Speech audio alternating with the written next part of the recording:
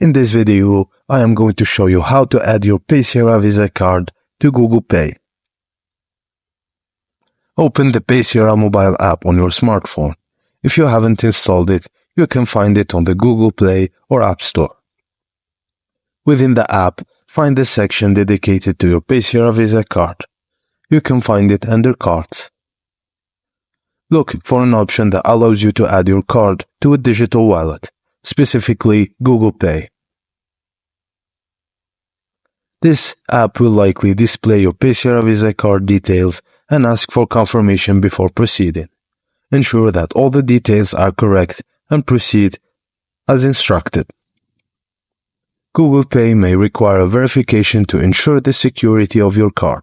Follow the on-screen instructions, which may involve receiving a verification code via SMS, email, or through the Paysera app.